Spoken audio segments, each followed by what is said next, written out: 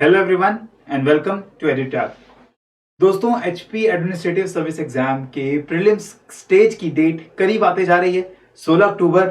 इस डेट को बहुत ही कम दिन अब हमारे एग्जाम की प्रिपरेशन के लिए बचे हैं और ये टाइम बहुत ज्यादा कंफ्यूजिंग और कॉम्प्लिकेटेड हो जाता है उन सभी एस्पिरेंट्स के लिए जो इस एग्जाम की तैयारी कर रहे हैं। एक बहुत इंपॉर्टेंट कंफ्यूजन जो हमारे माइंड में रहती है वो ये है कि इन कुछ दिनों के अंदर, लास्ट के 1 मंथ, लास्ट के कुछ वीक्स के अंदर, क्या हमें नए सोर्सेस को पढ़ना चाहिए या हमें अपनी रिवीजन पे ध्यान देते हुए जिन सोर्सेस को ऑलरेडी हम लोग पढ़ चुके हैं, कवर कर चुके हैं, उन्हीं को रिवाइज करना चाहिए।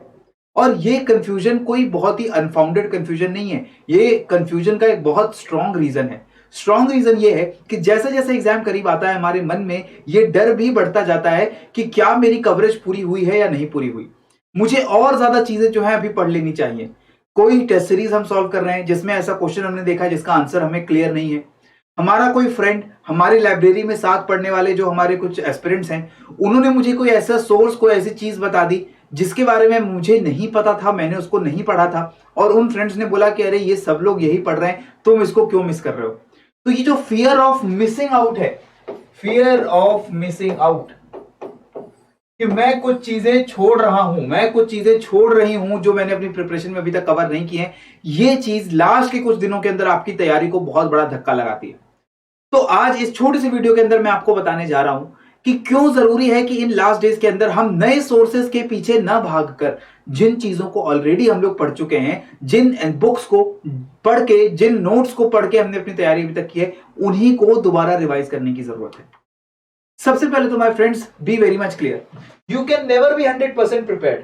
कभी भी आपको लगे कि आप 100% श्योरिटी के साथ चीजों को पढ़ सकते हो और पूरा सिलेबस कवर करके आप प्रीलिम्स के लिए जा सकते हो, तो ये आपकी थिंकिंग गलत है। क्यों गलत है? जितना भी कवरेज कर लो, एग्जामिनर की जो रीच है वो आपसे हमेशा ज्यादा रहने वाली है। आप लोग स्टैंडर्ड सोर्सेज को फॉलो कर सकते हो, सिलेबस को फॉलो कर सकते हो, लेकिन एग्जामिनर जो 100 क्वेश्चन जीएस और 100 क्वेश्चन सीसेट के पेपर में पूछेगा, उसमें ऐसे क्वेश्चन जरूर वो जानबूझ करके डालेगा जो आपने नहीं कवर किए होंगे। और ये एग्जामिनर को भी पता है कि ये क्वेश्चन इतने डिफिकल्ट हैं कि ज्यादातर एस्पिरेंट्स ने इनको कवर नहीं किया होगा। तो आप चाहे जितनी मर्जी किताब पढ़ लो, जितने मर्जी नए सोर्सेस पढ़ लो, इस सर्कल को जितना बड़ा करने की कोशिश करो, एग्जामिनर हमेशा आपसे 2 कदम आगे रहने वाला है।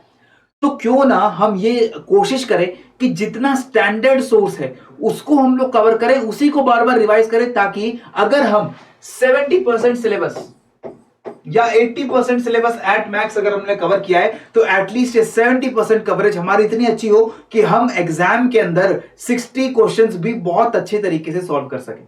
अगर ये 60-65 क्वेश्चंस भी आप करेक्टली सॉल्व करके आते हो तो आप बिल्कुल सेफ स्कोर में हो, कोई दिक्कत नहीं होने वाली है आपको मेंस एग्जाम के में लिखने के लिए, राइट। तो ये चीज आप हमेशा ध्यान रखोगे। इसके बाद ट्रस्टेड सोर्सेस को भी क्यों छोड़ना, ये सबसे इंपॉर्टेंट पीरियड है आपकी प्रिपरेशन का।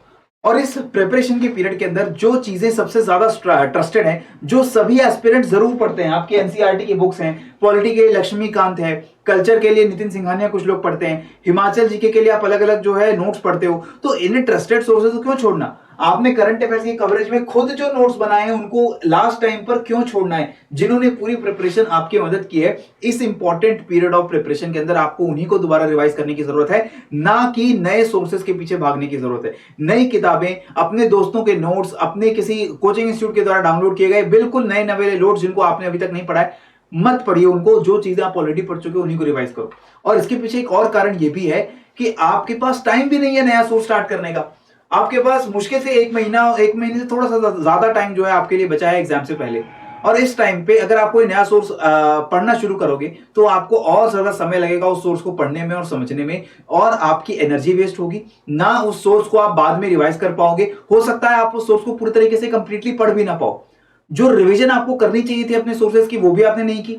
आपने नया सोर्स उठा लिया, उसको भी आप पूरा नहीं पढ़ पाए, रिवाइज नहीं कर पाए, और इसका एंड रिजल्ट क्या आएगा? एंड रिजल्ट आएगा कि एग्जाम में जब आप आंसर लिखने जाओगे प्रीलिम्स के क्वेश्चंस का, वहां पर होगी कंफ्यूजन, और वहां पर आपको लगेगा कि अरे मैंने रिवीजन अगर सही से कर ली होती तो मेरा ये आंसर करेक्ट हो जाता। इस क्वेश्चन के मुझे 2 स्टेटमेंट तो पता है, लेकिन बाकी 2 स्टेटमेंट मुझे पढ़े थे लेकिन मैंने रिवाइज नहीं किया, इसलिए मुझे याद नहीं आ रहे। तो ये चीजें अवॉइड करो।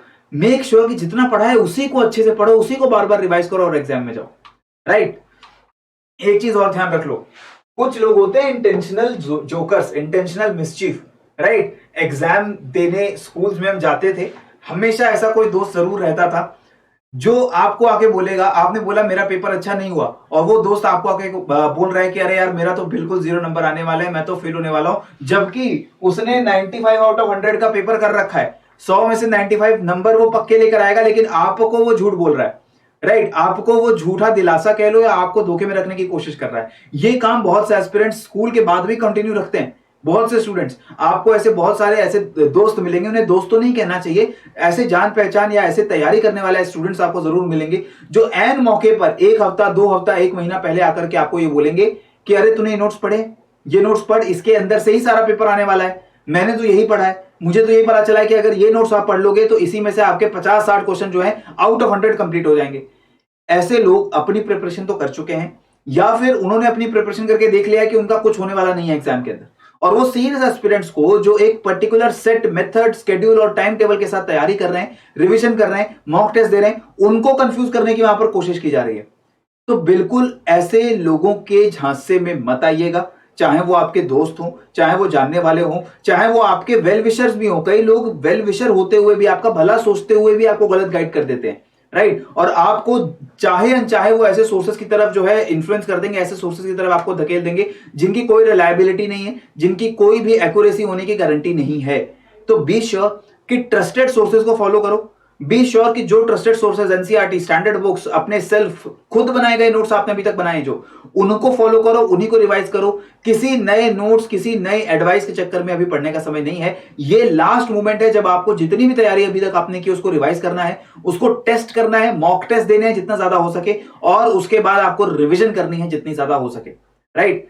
तो यही एडवाइस आप लोगों को मैं देने आया हूं इस छोटी सी वीडियो के अंदर। और जाते जाते again I would like to remind you कि मॉक टेस्ट की जैसे मैंने बात की, तो हम 5-in-1 टेस्ट सीरीज आप लोगों के लिए ला चुके हैं। ये 5-in-1 टेस्ट सीरीज के अंदर आपको 30 से ज्यादा टेस्ट मिलते हैं, उनके डिटेल्ड सॉल्यूशंस मिलते हैं। इन टेस्ट को अटेम्प्ट करके आप अपनी प्रैक्टिस भी कर सकते हो। उसी तरीके से 2 घंटे के टेस्ट दो, जैसा आपका एक्चुअल एग्जाम होता है सुबह 9:30 से लेकर के 11:30 बजे तक। उसके बाद इसी तरीके से अगर आप सीसेट के टेस्ट देना चाहते हो, दे आर ऑल्सो अवेलेबल है, तो सीसेट की प्रैक्टिस होगी, जीएस की प्रैक्टिस होगी, और उनके डिटेल सॉल्यूशन जो मिलेंगे वो सॉल्यूशन आपकी रिवीजन के भी काम आएंगे, राइट। और हिमाचल जीके का पूरा मॉड्यूल भी इसके अंदर जो है अवेलेबल है ही, so you can guide go for this. और इसके साथ जो हमारा प्रीलिम्स पावर पैक है, ये पावर पैक आप सब्सक्राइब कर सकते थे, but I would not suggest those aspirants जिन्होंने अभी तक कुछ सोर्सेज अभी तक फॉलो कर रखे हैं, उनको मैं नहीं करूंगा कि ये पावर पैक आप सब्सक्राइब करिए, क्योंकि अब वो समय नहीं है कि आप दोबारा से पूरे सोर्सेज को पढ़ोगे, दोबारा से पूरे नोट्स को पढ़ोगे। जो भी चीजें अभी तक आपने पढ़ी उन्हीं को आप रिवाइज करिए, यही मेरी एडवाइस है आप सभी लोगों के लिए, right. So this is all from my side in this short video. पढ़ते रहो, रिवाइज करते रहो, बढ़ते रहो, मॉक टेस्ट जरूर अटेम्प्ट करना। जय हिंद एंड जय भारत।